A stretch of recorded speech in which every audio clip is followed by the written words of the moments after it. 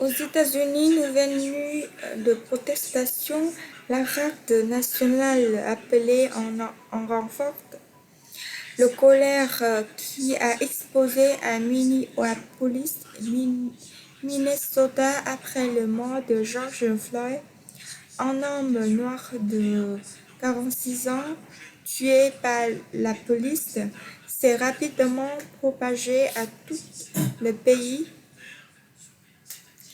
Un couvre-feu a été imposé à Washington comme dans d'autres grandes villes des États-Unis qui empêchait que de nouvelles violences n'accompagnent les manifestations contre les violences policières et le racisme auquel des milliers de personnes ont pris part dimanche 21 mai à travers le pays tout en disant comprendre la colère des manifestants, nombre de responsables locaux les ont exhortés à la retenue pour cette sixième nuit de protestation, tandis que la présidente des États-Unis, Donald Trump, confrontée aux civils les plus graves de son mandat, fustigèrent les anarchistes. La colère qui a explosé à Minneapolis, dans le Minnesota, après le décès lundi dernier de George Floyd, un homme noir de 46 ans, aux mains d'un policier blanc, s'est rapidement propagé à tout le pays. Le garde national appelé en renfort. Des milliers de soldats de la garde nationale ont été déployés dans 15 États et à Washington, District de Columbia, après Houston, Texas et Los Angeles, Californie.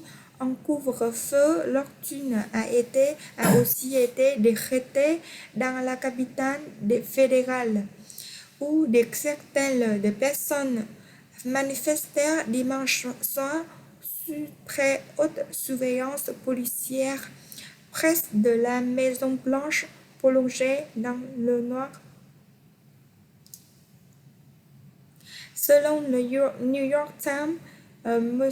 Trump a été mené la veille par le Secret Service lors d'une manifestation similaire devant sa présidence, a appris dans un branquet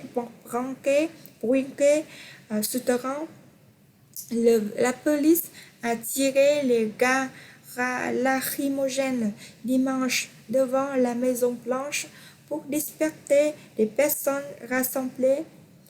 À Saint Paul, Minnesota, la ville qui joute Minneapolis, épicentre du mouvement, des milliers de personnes ont manifesté contre le racisme et pour que tous les policiers impliqués dans la mort de George Floyd rendent les comptes.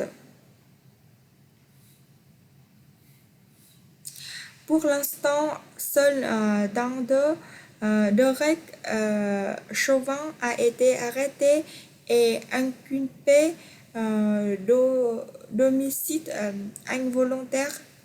C'est lui que l'on voit dans une vidéo devenue virale maintenir son genou sur le cou de George Floyd pendant de longues minutes, alors que ce dernier se plaint de ne pas pouvoir respirer. Il doit comparaître lundi devant un tribunal pour la première fois. Nous allons des enfants noirs, des frères noirs, des amis noirs. Nous ne voulons pas qu'ils meurent. Nous sommes fatigués que ça se répète. Cette génération ne se laissera pas faire.